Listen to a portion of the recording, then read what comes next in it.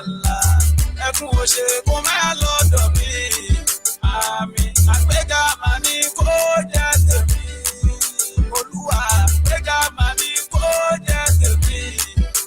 Allah àmín tó la o Ọlọ́run mi tàbí pọ̀ máa ẹni tó la Allah tàbí papọ̀ máa ẹni tó la láyé ìbànújẹ́ kí máa ṣe tèmi Allah ẹkún ó ṣe kó máa lọ́dọ̀ mi àmín àgbéga máa ní kó jẹ́ tèmi Allah tàbí pọ̀ máa ẹni tó la láyé. Akíkítà fọ́ Ọlọ́run mi ọba ńlá ọ̀gá ní kókó máa ń sírú ẹ̀ ọba ńlá tàbí ẹ̀ ò sí ọba tó ga jù nípò lọ́la ó fààyè dá ó tún fọ́nù ẹ̀ ṣe gbogbo ọ̀la ó fààyè dá ó tún fọ́nù ẹ̀ ṣe gbogbo ọ̀la ó torí kan ló sì ó sì sórí kan lórí ọlọ́lá báyé ṣe ń jayé kò sẹ́ni tó tó nínú ọ̀la ọ̀fọ̀ rẹ̀ dára ìdùnnú ọlọ́mọ òdùpẹ́ ọ̀fọ̀ ọmọkọ̀ máa dáadáa ìdùnnú sọmídọ́ ọlọ́lá ipò símọ́kẹ́ fàlàwùrọ̀ bí nínú ọ̀la ńlá ipò símọ́kẹ́ fàlàwùrọ̀ bí nínú ọ̀la ńlá kórè tó ti ṣe sínú ayé mi òkú tó lọ́la. Máyà mi lágẹ̀ kò dàmọ́ pẹ́ fún mi ó bá di lọ́la ìbànújẹ́ kí máa ṣe tèmi Allah ẹkún ó ṣe kó máa lọ́dọ̀ mi àmín àgbéga máa ní kó jẹ́ tèmi Allah àmì kọ́ máa ẹni tó là láyé ló wá dé tó fọwọ́ lẹ́ràn pé Olúwa alágbára ni ọba tó lè ṣohun tó bá fẹ́ lórí wa bẹ̀dá bá kékeré tí ó sì dákẹ́ àkúsòrè fún wa kí lóhun tá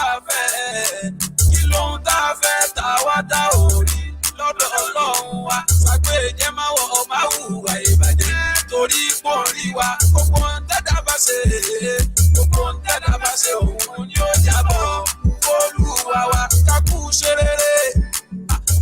ṣe rere kádẹ́lẹ̀ gbà rere lọ́dọ̀ Olúwa wa yé ṣe bàjẹ́ ọmọlàkejì Ọlọ́run ò fẹ́ fún wa kátùbà ló fẹ́ ká sì hùwà rẹ̀ kó lè ṣoore fún wa ẹ̀bẹ̀ mi rèé aláwùrọ̀ bí má jẹ́ kó pẹ́ fún wa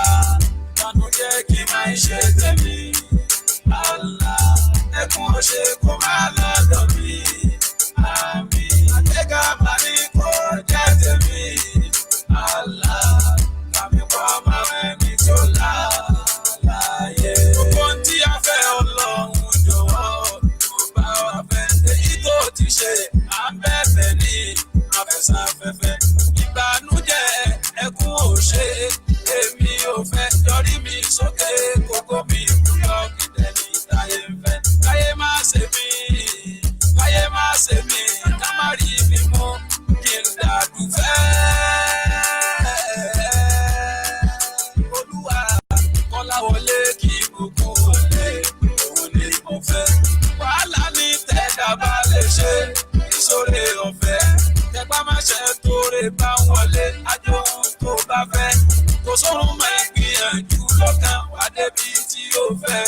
kékolúwa sì dá ẹ lóhùn kékolúwa sì dá ẹ lóhùn èrò tó bá fẹ́ kékolúwa sì dá ẹ lóhùn èrò tó bá fẹ́ ìbànújẹ́ kí máa ṣe tèmi Allah ẹkún ó ṣe kó máa lọ́dọ̀ mi àmín àgbéga máa ní kó jẹ́ tèmi Allah kàmí kọ́ máa ẹni tó là láyé. Ta ló ní kó lè ṣe ohun tá a fẹ́ ó sì máa ṣe béèrè fún ni kó tó lè ṣe ìgbìyànjú ẹni ó sì fi ṣe. Ọ̀rẹ́ rẹ̀ tún ti dé ọmọ kan má dá tún gbóni dé èyí tá a lẹ́nu níṣe ló tún dùn bí èdè. Káyé bá ń gbọ́kàn débi ìlàdé gbogbo mi búyọ́ kí n torí adé. Wọ́n lọ́ọ̀gá mi bàbá Yétúndé Ajíkọ́ máa dà láyé dé. kọ́mádà bá ti dé orin tá a fẹ́ ló sì máa gbé dé tèmi ọmọ kọ́mádà tún ti dé oore tó ṣe fún wa ńlá abẹ́bẹ̀ ni oore tó ṣe fún wa ńlá abẹ́bẹ̀ máa jù lójú dé.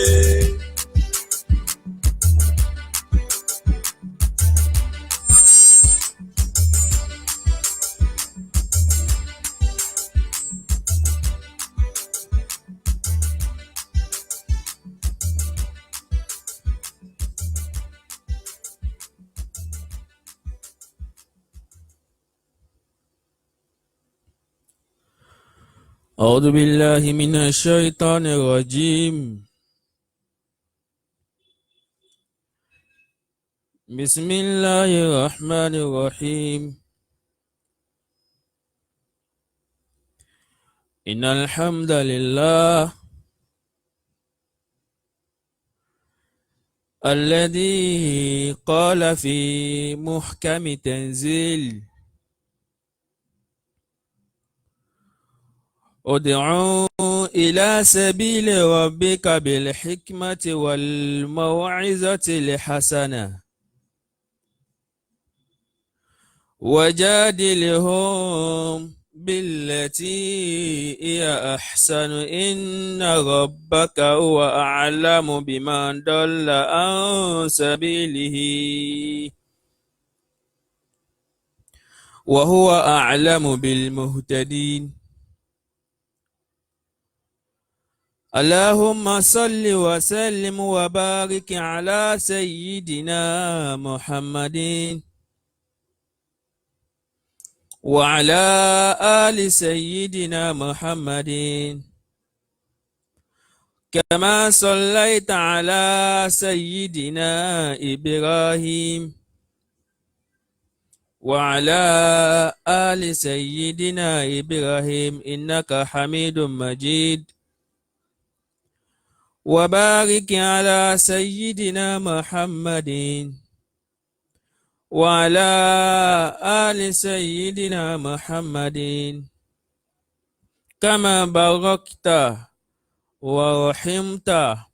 على سيدنا إبراهيم وعلى آل سيدنا إبراهيم في العالمين إنك حميد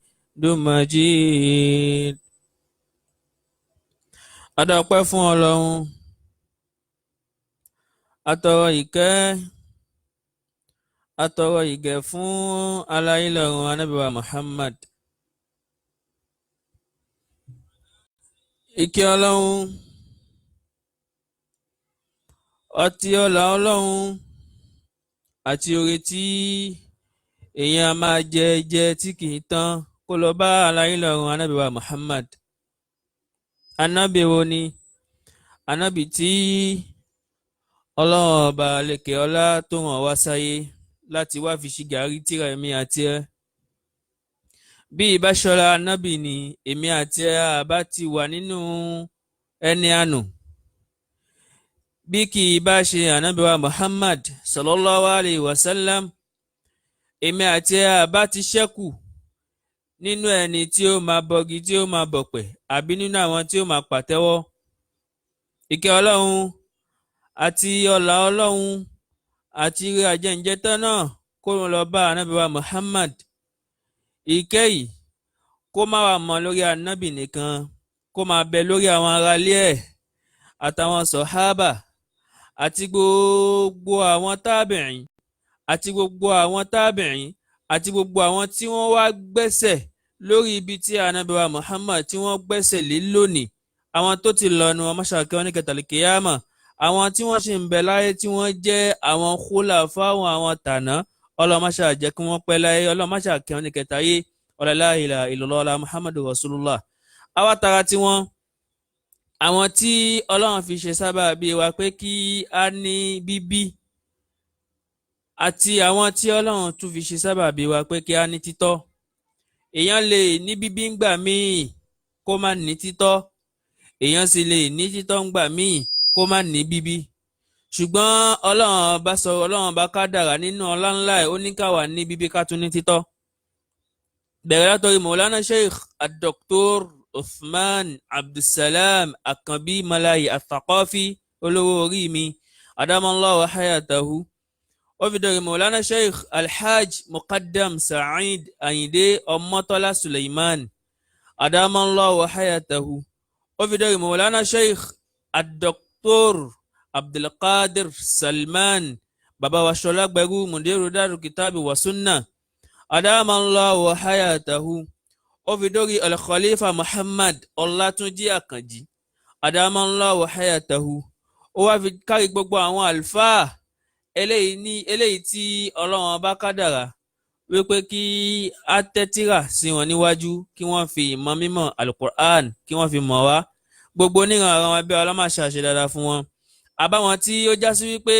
àwọn kọ tírà àwa ka tírà ní Ọlọ́run wá kádàrá wípé kí a ṣe àǹfààní ń bẹ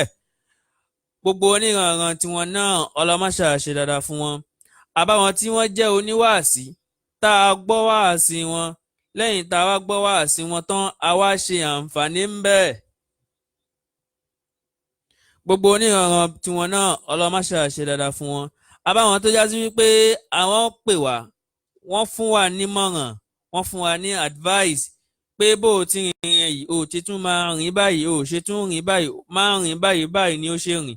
A wá tẹ̀lé Ọlọ́run ọba mi àlékè ọlá ó tún kádàrá pé kó já sí dáadáa lénìí gbogbo oníranran bẹ́ẹ̀ bá ti ń káàbọ̀ láti ibi tá a kà á dé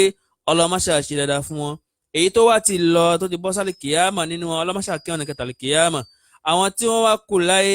tọ́lọ́run bá kádàrá pé wọ́n sì ń bẹ láyé ọlọ́màṣà gùn wọ́n lẹ́mìí ọlọ́màṣà ṣàlékún àlàáfíà wọn ọlọ́màfà àrèdè wọn mọ́lẹ̀ la ilaha illallah ọlá Muhammadu Rasulullah. Àwa ti ara tí wọ́n á fi kí gbogbo ẹ̀yin olólùfẹ́ eléyìí tí Ọlọ́run bá kádàrá wípé kí ẹ máa nífẹ̀ẹ́ Ọlọ́run àti ànábì wa Muhammad sallallahu alayhi wa sallam kẹ́ ẹ máa nífẹ̀ẹ́ látara wípé ẹ ń wo ètò yìí ẹ tún wò lásán ẹ ń bá wa láìkì ẹ ń bá wa lọ́ọ̀fù ẹ ń bá wa ṣíà ẹ̀ gbogbo oníranran yín Ọlọ́run má ṣàṣẹ dáadáa fún yín. Gẹ́gẹ́ bí a ti mọ̀ wípé akíra káàbọ̀ sórí ètò wa ní Mu'assasatul Ibn al-Mubarak al-Islamiyya ọmọ Al-Barka Islamic Foundation eléyìí tí a mọ̀ sí The Great Omif. Kí la máa mú wá fún wa ní orí ètò tiwa ní orí pílátífọ́ọ̀mù tiwa òun náà ni kí a ṣàlàyé nípa ọ̀rọ̀ ẹ̀sìn.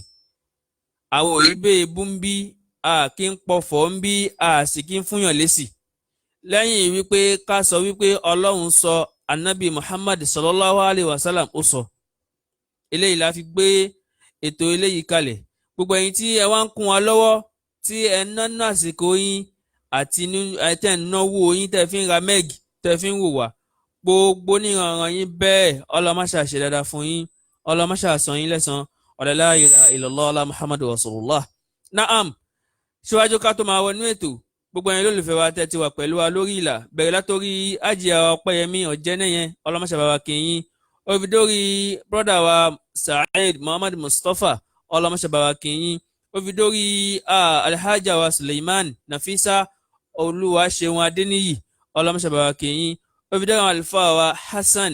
Ajikobi ọlọ́màṣà bá wa kí yín ó fi dórí Alhaja wa Ọlájùmọ̀kẹ́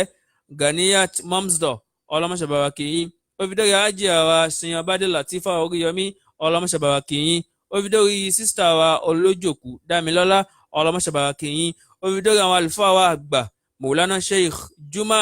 Adam Abdullah Al-Ilori ọlọ́màṣà jẹ́ ká rí yín pẹ́ la ilaha illallah ó fi dórí sísítà wa Abe Dámilọ́lá Fẹ́rànmi ọlọ́màṣà bá wa kí yín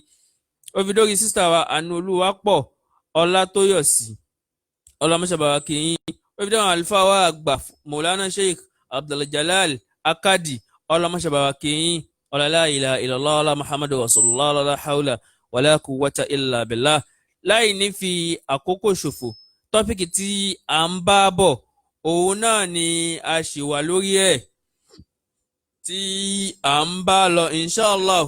tọ́lọ́run bá kádàrá pé kí a parí ẹ̀ lénìí lágbára Ọlọ́run. Kí ni tọ́pìkì náà? Òun náà ni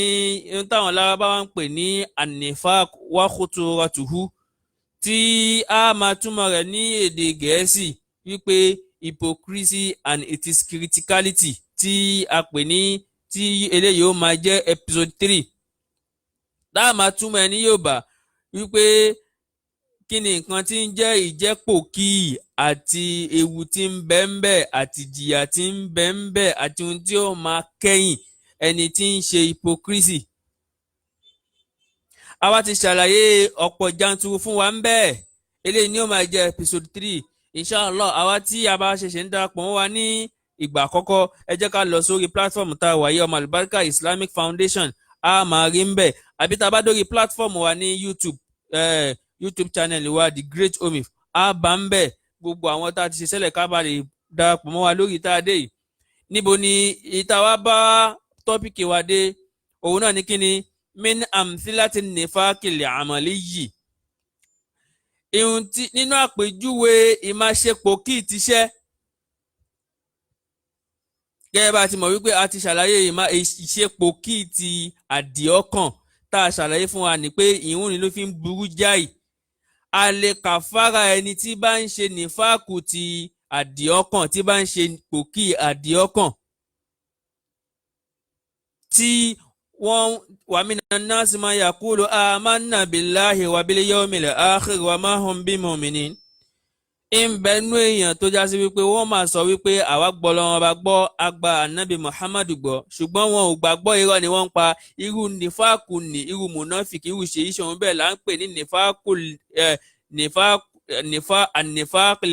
i'tiqadiyyu aw nífàkul i'tiqadi. Òun náà ni ìṣepò kí tàdí ọkàn òun ni a ti ṣàlàyé fún wa wípé ẹni tó bá nírú ẹ̀ ó súnmọ́, kì í ṣe pé ó súnmọ́, a lè kàfàrà ẹ̀. Irú nífàkù bẹ́ẹ̀ a máa sọ̀yàn di kèfèrí. Irú ìjẹ́pò kí bẹ́ẹ̀ a máa sọ̀yàn di kèfèrí nítorí pé ó ti níṣe pẹ̀lú àdìọ́kàn, ó ti níṣe pẹ̀lú tawhid Ọlọ́run. Ṣùgbọ́n ẹlẹ́ẹ̀kejì nínú ta ni ó pín sí òun náà ni an-nifaqil amaliyyi. Òun náà ni yìí máa ṣe pòkì tíṣẹ́. Na'am min amthilati nifaqil amaliyyi. Ìntó nínú àwọn àpèjúwe yìí máa ṣe pòkì tíṣẹ́ nínú ẹ̀ ní àríyá. Òun náà ni ṣe árí mi, kárí ni, káyé lè rí mi wípé èmi ni mo dáa jù, káyé lè rí mi pé èmi ni mò ń ṣiṣẹ́ dáadáa. Ẹni tó bá ní kárí ni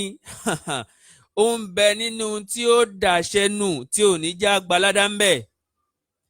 Kí wá ní àwọn tí a lè pè ní kárí ni òun náà ni mushtaqu mina ru'yati, amújáde látara pé rírí kárí.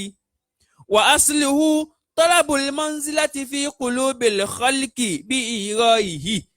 Ìpìlẹ̀ òun náà ni kí èèyàn máa wá àyè ní ọkọ̀ àwọn èèyàn láti lè jẹ́ kí wọ́n máa rí mi pé ká rí mi náà. Irú èèyàn bẹ́ẹ̀ wọ́n lọ sí motherless babies home.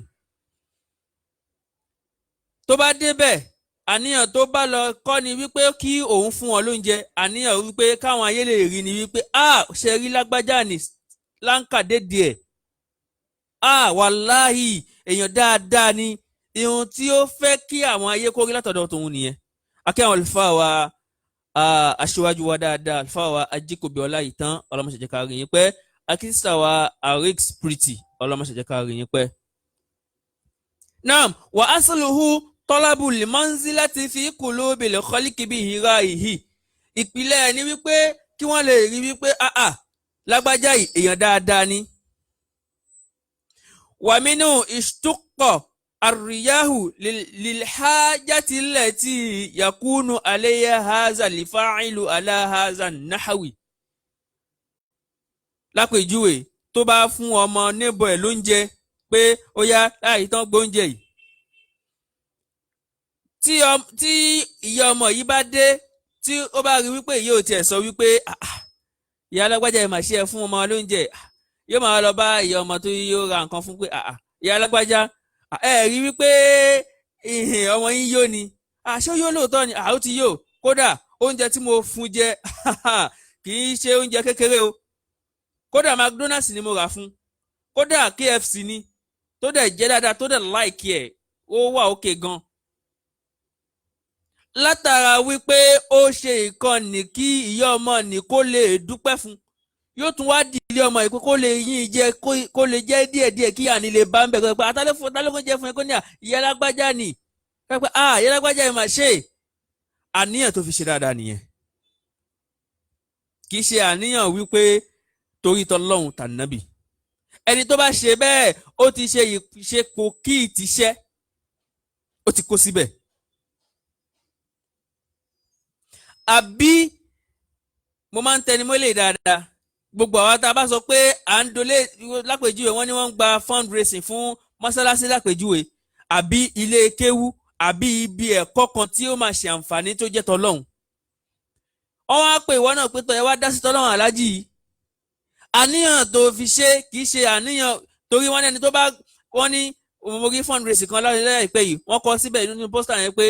kọ́ mọ́sálásí pẹ̀lú 1,000 péré that means tí wọ́n náà bá ní ládá tí wọ́n náà bá nípìn wípé o contribute wípé owó ẹ̀ wà nínú owó tó ń tẹ̀ fi ra búlọ́ọ̀kù lásán àbí símẹ́ǹtì tó ń fi ṣe mọ́sálásí ìwọ náà máa gba ládá pé yes ó dá sí ládá ó sì máa gba ládá ìfún tó bá kú tán ṣùgbọ́n ẹlòmíì wàláhì tàláhì thumma billahi kò ní gba ládá kankan kódà kó jẹ́ pé òun ló kọ́ gbogbo mọ́sálásí ní látòkè délẹ̀ wàláhì ẹlòmíì ò ní gba èpìn ní ládá báyìí torí àníyàn tó fi kọ́ mọ́sálásí kì í ṣe àníyàn lillahi wa rasulihi àníyàn wípé lágbájá wàláhì ó ló kódà mọ́sálásí ẹ̀ tẹ́ ẹ bá dé bẹ́ẹ̀ la ilaha illallah ṣíárí ni òun ló fi kọ́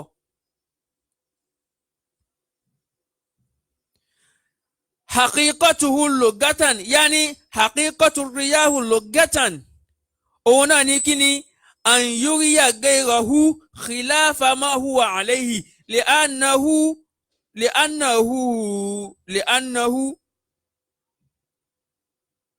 لأنه لو كان مخلصا ما بال إطلاقا بأن يراه أو لا يراه غيره هو يعمل لله تبارك وتعالى سواء رآه أم لم يراه ìtumọ̀ ilé ìlédè òun náà ni pé an yuriya ghayrahu khilafa ma huwa alayhi لأنه لو كان مخلصا ما بال إطلاقا ìtumọ̀ ilé yìí ni wípé tó bá já sí wípé ní tòótọ́ ni èèyàn ṣe léyìí nítorí ọlọ́run àti ànábì sallallahu alayhi wa sallam èèyàn ní kí ẹ wípé èèyàn rí mi o èèyàn rí mi ọ̀hún irú àwọn èèyàn bẹ́ẹ̀ wọ́n máa ṣe dáadáa pẹ̀lú wípé wọ́n máa sọ á rí i pé la ilaha illallah muhammadu rasulullah sallallahu alayhi wa sallam tá a bá ṣàpèjúwe wípé táwa náà tá a bá lápèjúwe ní mọ́sálásí lápèjúwe nísìn bí wọ́n ń donate nǹkan kan ní mọ́sálásí lápèjúwe bóyá wọ́n ń donate pé wọ́n ń donate nǹkan kan òun a rí wípé nínú àwọn èèyàn tí wọ́n ń donate yẹn a máa ṣàkíyèsí wípé àwọn míì máa ń fi owó kalẹ̀ tí wọ́n máa ń sọ wípé ẹ sọ pé ẹrú ọlọ́run akíyà ìmáàmù wa Yakin Ọ̀tẹ́fìlà Abdulgafar ọlọ́mọṣẹ́jẹ́ ká rí yín pé a máa rí inú wọn tí wọ́n máa sọ wípé ẹ sọ wípé ẹrú ọlọ́run ṣe irú àwọn ẹrú ọlọ́run yẹn àwọn ni wọ́n fi ń lé ládájú ṣùgbọ́n ẹni tí bá ń ṣe kárí ni yóò máa ṣe àwọn iṣẹ́ yìí látara wípé kí èèyàn lè rí látara wípé kí wọ́n lè yìn látara wípé kí wọ́n lè ṣe sàdánkéde rẹ̀ pé wàláhì àwọn aláàjì kódà èèyàn dáadáa ni wọ́n alálìkùwà kò ṣe dáadáa yìí nítorí ọlọ́run kò ṣe dáadáa yìí nítorí ànábì ó ṣe dáadáa yìí nítorí kí wọ́n lè ṣáárí ni pé àwa làwa ń bẹ̀ náà.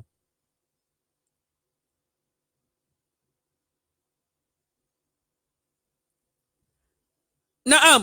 wa amma fi shari'i ṣùgbọ́n lọ́dọ̀ àwọn afọ oníṣẹ̀ríà kí ni ìtumọ̀ àríyá òun náà kí ni fa an yaf'ala ta'ata wa yatruka al-ma'siyata ma mulahazati ghayrillah irú àwọn èèyàn bẹ́ẹ̀ wọ́n máa ṣe dáadáa wọ́n tẹ̀lé tọlọ́hun wọ́n tẹ̀lé tànábì wa yatruka al-ma'siyata wọ́n fi ẹ̀ṣẹ̀ lẹ̀ wọn ò ní máa dẹ́ṣẹ̀ máa mọ̀lá hasati ghayrillah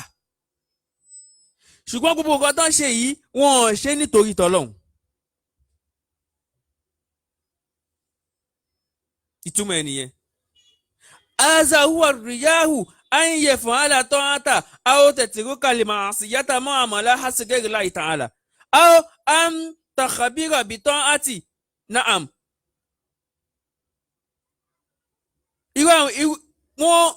wọ́n sọ wípé àwọn fi ẹ̀ṣẹ̀ lẹ̀ o àti gbogbo nǹkan tí wọ́n ń ṣe yìí gbogbo nǹkan ayé tiwọn kì í ṣe nítorí tọlọ́hun kì í ṣe nítorí tànàbí Muhammad sallallahu alayhi wa sallam.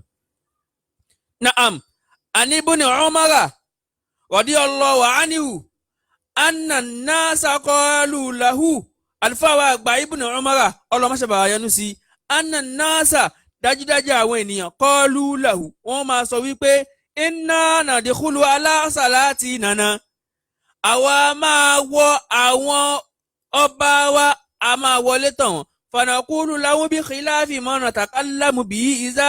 kharajna min indihim la ilaha illallah muhammadu rasulullah sallallahu alaihi wasallam. Àfáwà àgbà ibn Umar ó sọ wípé àwọn èèyàn máa ń bá òun tọ́ba tí wọ́n máa sọ fún pé táwa bá fi lè dẹ́dọ̀ gọ́vnà àbí president a máa wá gbé wọn gorí ẹṣin áyán a máa wá tọ̀ wọ́n àti tí wọ́n ṣe ní dáadáa àti tí wọ́n ṣe ní dáadáa a máa wá yìn wọ́n pé gọ́vnà wa wàláhì ẹ̀yin lẹ yẹ lóyè kábíyèsí ìlú fẹ́mi lóyè níyìn kábíyèsí kódà gbogbo aráàlú báyìí ni wọ́n yìn yín gọ́vnà in fact ẹ̀yin lẹ yẹ ń bẹ̀ ẹ̀yin gangan ni ẹ̀yin ọ̀rọ̀ yín náà ń sọ o chairman wàláì tẹ́ ẹ bá dé pátì lánàá kinní kan àwọn àfáà náà tẹnu wa bá ti jẹ dòdò kò ní lè sọ dòdò mọ́ àfáà mélòó ló lè sọ dòdò fáwọn tí wọ́n wà lókè yẹn mọ́ nísìn ó wọ́n. a máa wá gbé wọn gẹ̀gẹ̀gẹ̀gẹ̀ sórí ohun tí wọn ò tiẹ̀ tó wọn ò tiẹ̀ já mọ́ ẹni tó bá ṣe bẹ́ẹ̀ wọn náà ti ṣe nifaq.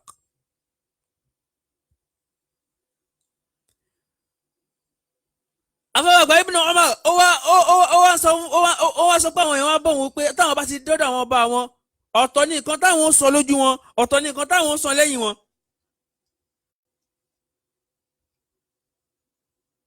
Faqala Ibn Umar ó wá fún wọn lẹ́sìn wípé kunna na'uddu a'san nifaqa ala ahdi rasulillahi sallallahu alayhi wa sallam hadha akhrajahu al-Bukhari fi sahihihi. Ibn Umar sọ pé èyí tẹ́ ń ṣe yìí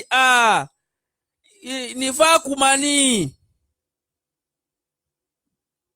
anabi Muhammad sallallahu alayhi wa sallam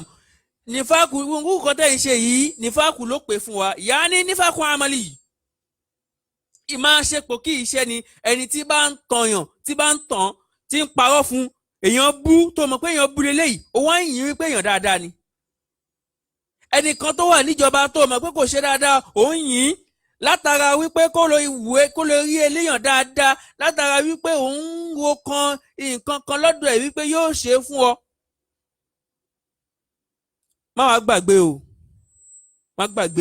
má gbàgbé wípé ẹ̀dá kan àbẹ́yàn kan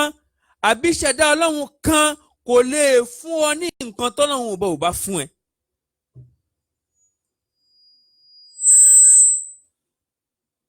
ṣọ́dọ̀ èèyàn ló ti ń retí nǹkan ni àbí ọ̀dọ̀ èèyàn ọlọ́run ṣé ọ̀dọ̀ èèyàn ló ti ń retí nǹkan ní àbọ̀dọ̀ ọlọ́run ṣé èèyàn ló lè ṣe nǹkan fún ẹni àbọ̀ ọlọ́run èèyàn ló lè gbọ́ bùkátà ẹni àbọ̀ ọlọ́run.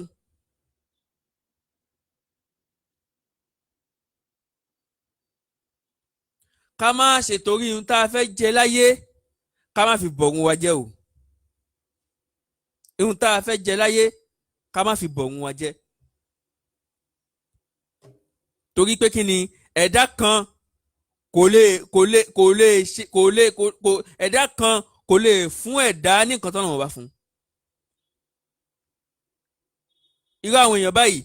la yukhbirunahu bi ahwali ra'iyyatihi wala ya'murunahu bil ma'rufi ولا ينهونه عن المنكر وإنما يخبرونه بما تهواه أنفسهم وتحبه قلوبهم ويلبسون عليه أمر العامة ويقاه خلل كبير لا إله لا يخبرونه بأحوال رعيته ولا يأمرونه بالمعروف ìgbà yẹn báyìí wọn ò ní lè kọ̀rẹ́ẹ̀tì ok ẹ jẹ́ kí n jẹ́ kí n má gbé lọ síbi ìjọba ẹ jẹ́ ká wá ní dẹ̀ǹdẹ̀lẹ̀ ara wa ń bí ìwọ ẹ̀gbọ́n Ọlọ́run gbé àbúrò ẹ ó gbé e lọ́wọ́ sókè jù ẹ lọ àbúrò ẹ yìí ń ṣàìdá nítorí pé ó wá ń ṣàìdá yìí torí pé Ọlọ́run gbé e sókè àbí torí pé owó kan ti ń fún ẹ ó wá lè sọ pé àbúrò mi ohun tó ń ṣe yìí ò dáa o látara wípé báyìí ṣùgbọ́n látara wípé ohun tó ń ṣe fún ẹ àti ohun tó ń gbà lóò nílé sọ̀tọ̀ fún o gíní wala ya'muruhum bil ma'ruf o nílé tọ́sọ́nà dáadáa wa innama yukhbirunahu wala yanhawnahu 'anil munkar o nílé kọ̀ fún wípé kó má ṣàìdá وإنما يخبرونه بما تهواه أنفسهم وتحبهم قلوبهم ويلبسونه عليه أمر عما ويقع الخلل الكبير لا إله إلا الله wọ́n máa parọ́ wọ́n máa sọ pé káwọn ẹni kan bá lè nífẹ̀ẹ́ wọn pé wàláhì ìbọ̀dá mi nífẹ̀ẹ́ mi àwọn Yorùbá náà sọ̀rọ̀ wọ́n ní ọmọ ìyá méjì tó bá wọlé tó bá lọ bá wọn sọ̀rọ̀ tí wọ́n tójú òkòrò jáde wọ́n lọ bá wọn sọ tọ̀rọ̀ o wọ́n lọ tanra wọn jẹ ni torí tó bá sọ òótọ́ fún ó yẹ kí wọ́n gbaná jẹ́ náà gbé ẹ bá mi sọ bá mi èmi náà mo kọ́ ẹ ní kinní kan òótọ́ ọ̀rọ̀ ń ṣẹlẹ̀ ń bẹ̀rẹ̀ ni torí pé kí ni òótọ́ ọ̀rọ̀ jẹ́ nǹkan tó korò. akí brọ́dà wa Lawrence Ọláyíwọlá àbí Ọláyọlúwa ẹ má bínú má ti pé brọ́dà wa Lawrence ọlọ́mọṣẹ́bà kìyìn akí brọ́dà wa Suleiman Mashood Ọláwọlábí Gold ọlọ́mọṣẹ́bà kìyìn akí àwọn ìyá wa Alhaja wa Ọpẹ́yẹmí J Bashira ọlọmọṣẹba kìyìn akí Miss Wúrà ọlá ọlọmọṣẹba kìyìn akí àwọn Alhaja wa Ọláwùmí Saidat ọlọmọṣẹba kìyìn la ilaha illallah Muhammadu Rasulullah.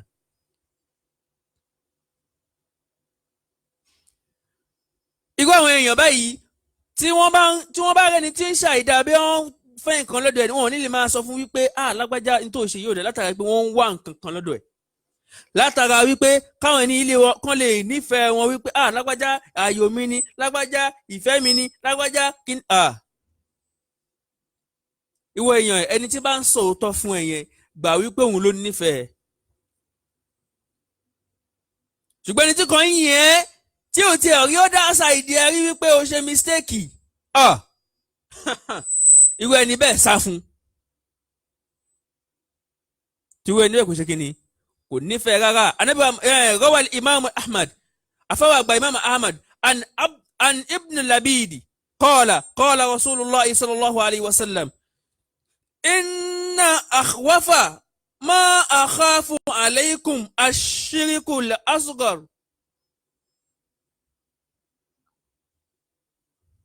anabi Muhammad sallallahu alayhi wa sallam ó ní nínú tí máa ń ba òun lẹ́rù òun ni kí ni òun làdísì yẹn kí wá ní wọ́n máa ṣirkul asghar nínú tó máa bèèrè òun náà ní ẹbọ kéékèèké kí wá ní ìtumọ̀ ashirkul asghar tí à ń túmọ̀ ń bẹ̀ yẹn òun náà ní kí ni ar-riya ìmọ̀ àṣekárí ni yaqulu Allahu jalla wa ala li ashabi zalika yawm al-qiyamati iza jasa an-nasa izhabu إلى الذين كنتم تراهون في الدنيا وانظروا هل تجدون عندهم جزاء لا إله إلا الله محمد رسول الله صلى الله عليه وسلم. tó bá dọjọ́ gbẹ̀dẹ̀ alikiyama Ọlọ́run wá sọ fáwọn tí ń ṣe kárí ni yóò wá sọ pé izhabu ila alladhina kuntum turahuna fi dunya ẹ lọ́ọ́ bá àwọn tẹ́ ẹ fẹ́ kí wọ́n rí yín tẹ́ ń ṣe kárí ni fún láyé yẹn ẹ lọ́ọ́ bá wọn àwọn tẹ́ ẹ fẹ́ kí wọ́n yìn kí wọ́n máa gbé yín gẹ̀gẹ̀gẹ̀gẹ̀gẹ̀gẹ̀ ẹ lọ́ọ́ bá wọn. wanzuru hal tajiduna indahum jazahan dáadáa tẹ́ ẹ fẹ́ kí wọ́n san yín ẹ̀yìn tí wọ́n fẹ́ kán yìn yín láyé yẹn ẹ lọ́ọ́ bá wọn ṣé wọ́n lè ṣe fún yín ni ẹ jẹ́ kí wọ́n ṣe fún yín. ọlọ́run bá mọ̀ ọ́ sọ púpọ̀ ó náà wọ́n sọ fún àwọn tó máa ń ṣe kárí ni òun lọ́ọ́ sọ fún wọn wípé àwọn tí ẹgbẹ́ bùkátà yín sí lọ́dọ̀ láyé wípé àwọn ni wọ́n lè ṣe fún yín yẹn àwọn náà ní kẹ́ ẹ lọ́ọ́ bá ọlọ́run máa bí wọn wípé hal tajiduna indahum jazahan ìjà wọn ní ẹ̀san kan tí wọ́n lè san fún yín lẹ́jọ́ ìníbí.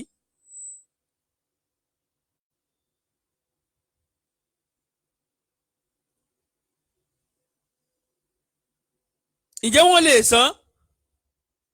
ṣé wọ́n lè san fún yín lọ́jọ́ ìní.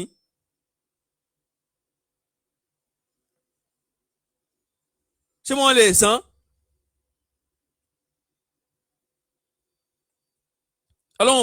ọlọ́run yóò máa sọ fún wọn bẹ́ẹ̀ wípé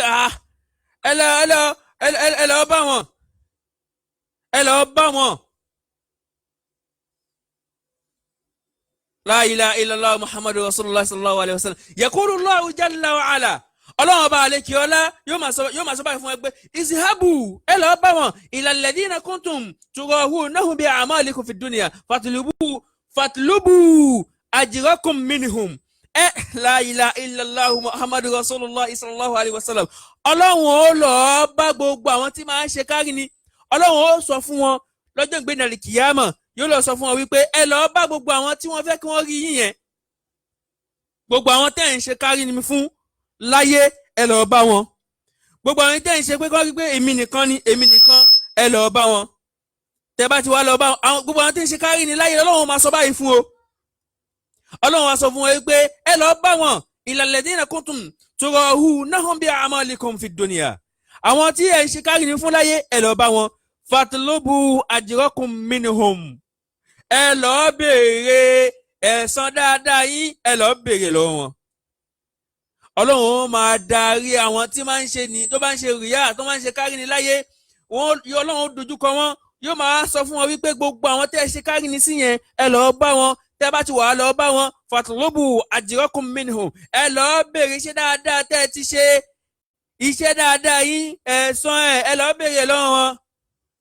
kuntum ta'maluna lahum àwọn lè ṣe é fún aza muntaha le adli lam yaslimhum shay'an ọlọ́run bá ní àníṣàbòsí ẹnìkan la ilaha illallah ọlọ́run bá ní òun ṣe déédéé pẹ̀lú wọn déédéé tó wọ́n ṣe pẹ̀lú wọn ni wípé tọ́ gbogbo àwọn tó ti ṣe kárí ni fún lọ́ọ́ bá ẹ̀san dáadáa tó ṣe yẹn lọ́ọ́ gbà lọ́wọ́ ẹ̀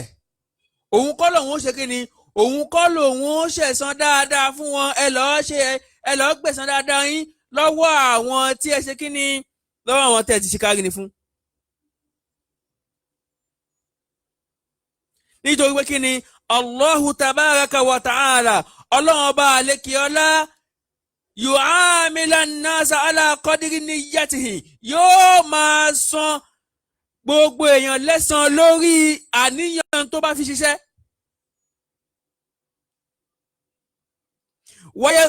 ويثيبهم على قدر تلك النيات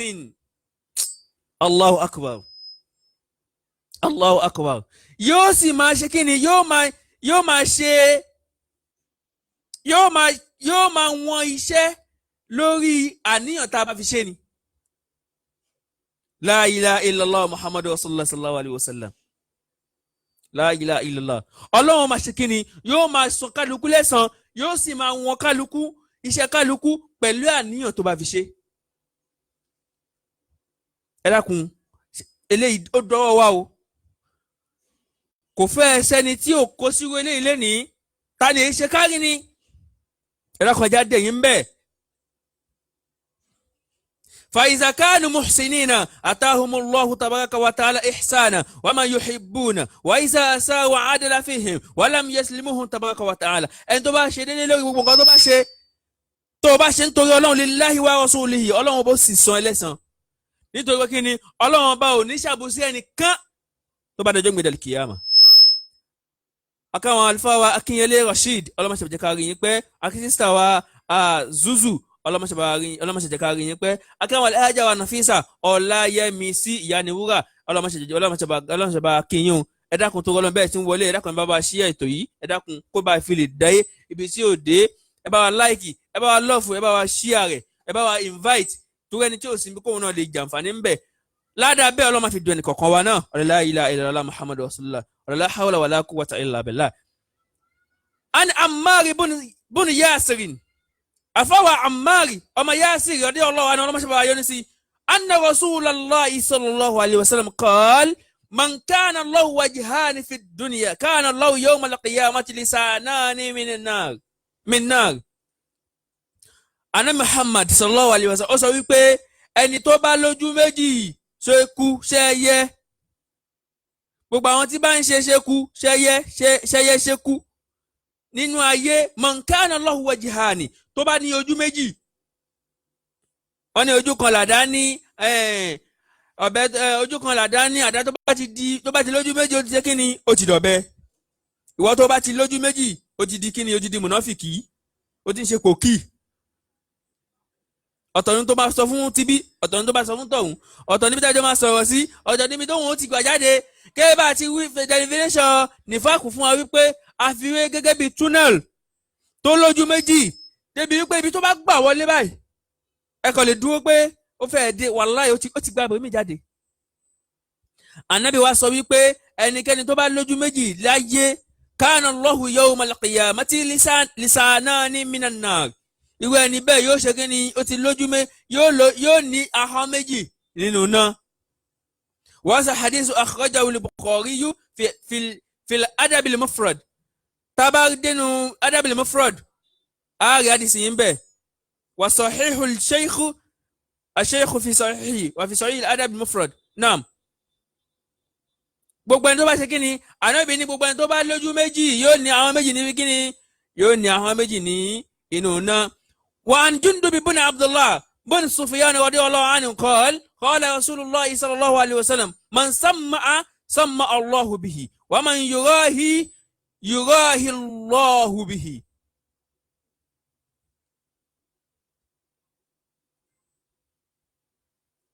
Ànábì Muhammad sallallahu alaihi wasallam ẹni tó bá ṣe kárí ni wípé kán rí mi kí ni túmọ̀ sàmà Allahu bihi Ọlọ́run bá ó yẹ pẹrẹ tó bá dé nígbà lè kíyàmù gbọ́n tó bá ń ṣe kárí ni.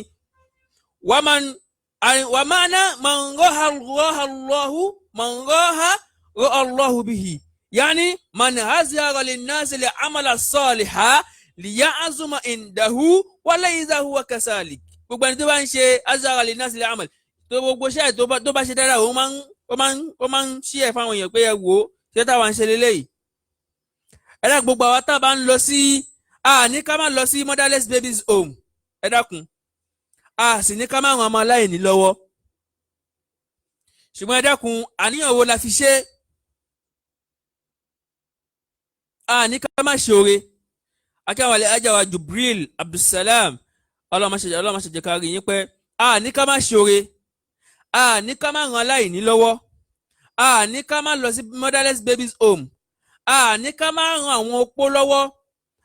ní ká má ràn àwọn ẹlẹ́wọ̀n tí ẹ̀ṣẹ̀ wọn ò tó nǹkan ní ká má ràn wọ́n lọ́wọ́ ṣùgbọ́n àníyàn wo la fi ṣe a ṣe nítorí Ọlọ́run àtànábì àbí a ṣe nítorí káyé lè rí wa. Lóòótọ́ ẹni tí lápèjúwe wọ́n gba fundraising fún kankan ní ìsìn wọ́n wá post ẹ̀ àníyàn wo la fi post ẹ̀ ṣàníyàn wípé tọ̀ gbogbo ẹ̀yin ayé owó yín tá a gbà ohun tá a fi ṣe rèé o. ṣé ohun tá a gbà ohun rèé o ohun tá a sọ pé a fẹ́ fi ṣe ohun la fi ṣe ṣàníyàn bẹ́ẹ̀ la fi ṣe lóòótọ́. àbáníyàn wípé tọ́ ẹ̀yin ayé à ń ṣe nǹkan báyìí ká ló pé lágbájá wàláhí kódà ojoojúmọ́ friday báyìí kò lè má lọ sí motherless babies home ìtorí ẹ̀ ló fi ṣe ni àbí torí Ọlọ́run àtànábì. àníyàn wa ṣe kí ni àníyàn wa ṣe pàtàkì. àníyàn wa ó ṣe pàtàkì lórí gbogbo nǹkan tá a bá ń ṣe láti lè má ṣe kíni láti lè jẹ́ pé kó má bàa já sí kíni kó má bàa já sí ṣíárì ni. na'am al-farqu bayna ar-riya was-sum'a ìyàtọ̀ ló ń bẹ láàrin iṣẹ́ àrí ni àti ohun tá à ń pè ní sum'a. anna ar-riya huwa al-amalu li-ru'yati nas ẹ̀rí ohun tá à ń pè ní rárí ni òun náà ní kéèyàn máa ṣe nǹkan kí gbogbo èèyàn lè ṣe kí ni kí gbogbo èèyàn lè rí.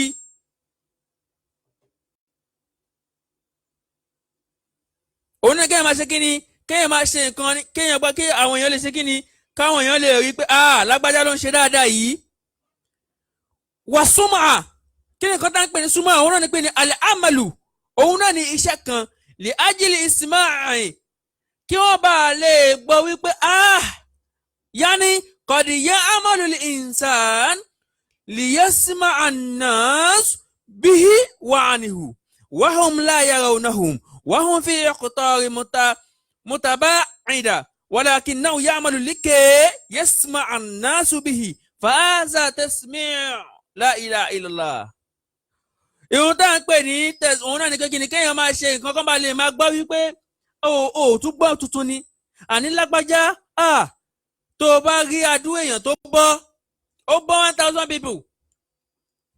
gbọ́ ni lágbájá àní ní kíní ẹ̀ ó dáwọ́ jọ báyìí fún lágbájá gbọ́ ni lágbájá rán lágbájá Mẹ́kà ó ṣe léyìí látara wípé kí gbogbo ẹ máa lè gbọ́n máa gbọ́ káàkiri pé kókò kí ẹ máa kàn káàkiri kí wọ́n máa kíkiri kan ó ti gbọ́nu rédíò pé kí ni èèyàn mẹ́wàá oníṣẹ́fún wọn lọ sí Mẹ́kà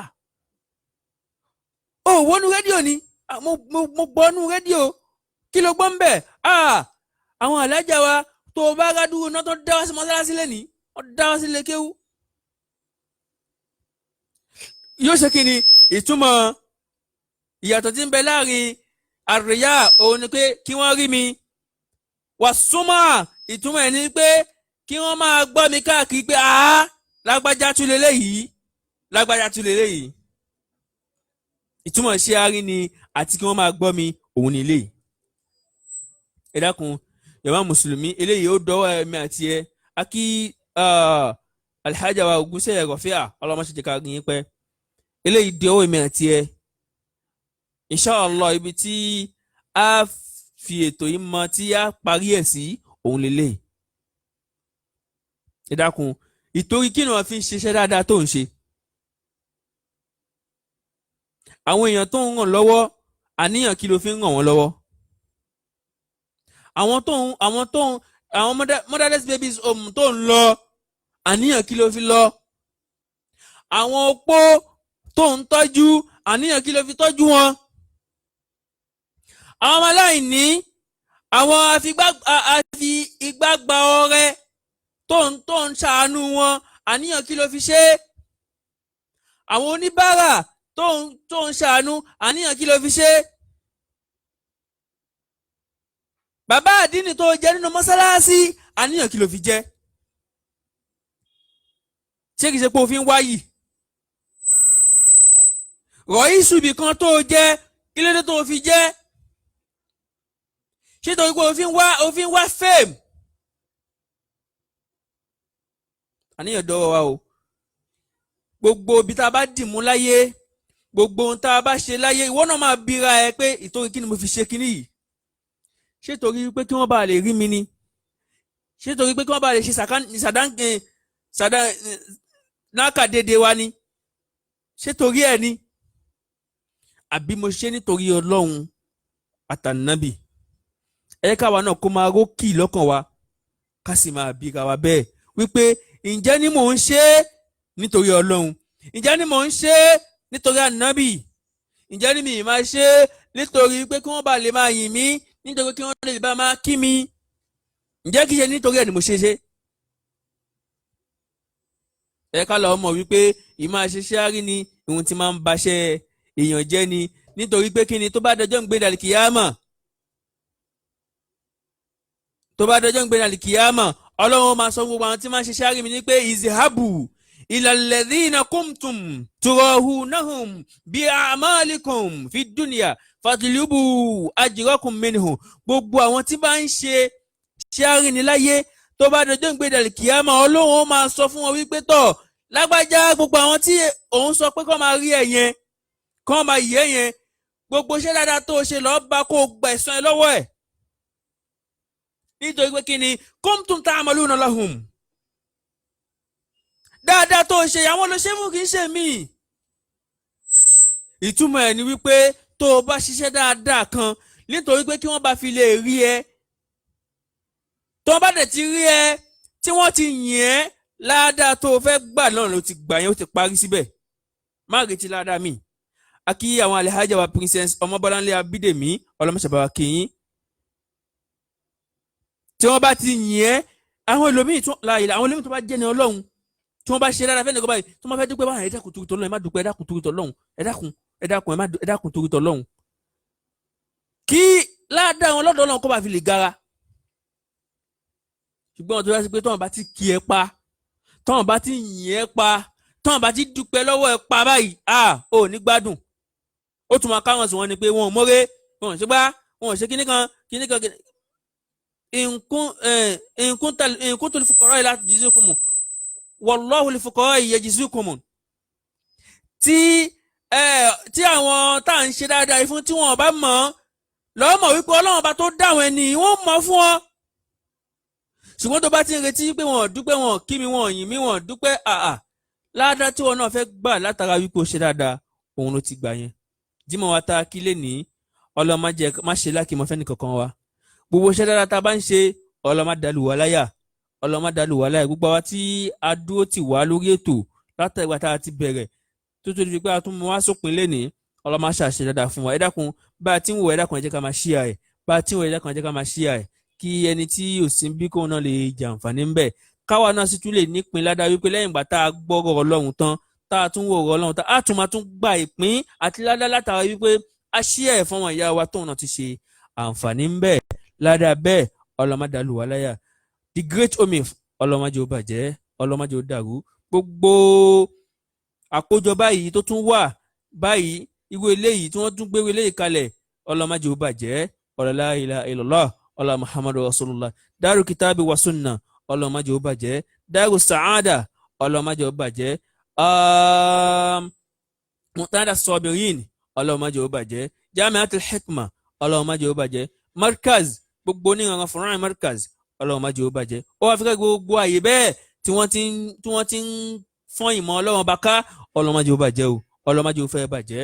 La ilaha illallah Ọlọ́run Muhammadu Rasulullah. La hawla wala quwwata إلا بالله العلي العظيم ولا لا حول ولا قوة إلا بالله العلي العظيم ولا لا حول ولا قوة إلا بالله العلي العظيم. سبحان الله والحمد لله ولا إله إلا الله الله أكبر ولا حول ولا قوة إلا بالله. سبحان الله والحمد لله ولا إله إلا الله الله أكبر ولا حول ولا قوة إلا بالله. سبحان الله والحمد لله ولا إله إلا الله الله أكبر ولا حول ولا قوة إلا بالله العلي العظيم. سبحان ربك وبالعزة عما يصفون والسلام على المرسلين والحمد لله رب العالمين.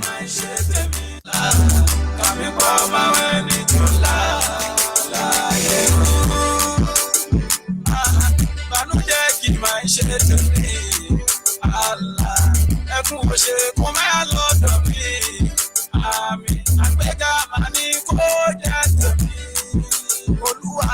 ẹ̀ka màmí kó jẹ́ tèmi. Allah màmí kọ́ máa wẹ̀ ní tó la o. Ọlọ́run mi màmí kọ́ máa wẹ̀ ní tó la. Allah màmí papọ̀ máa wẹ̀ ní tó la. Láyé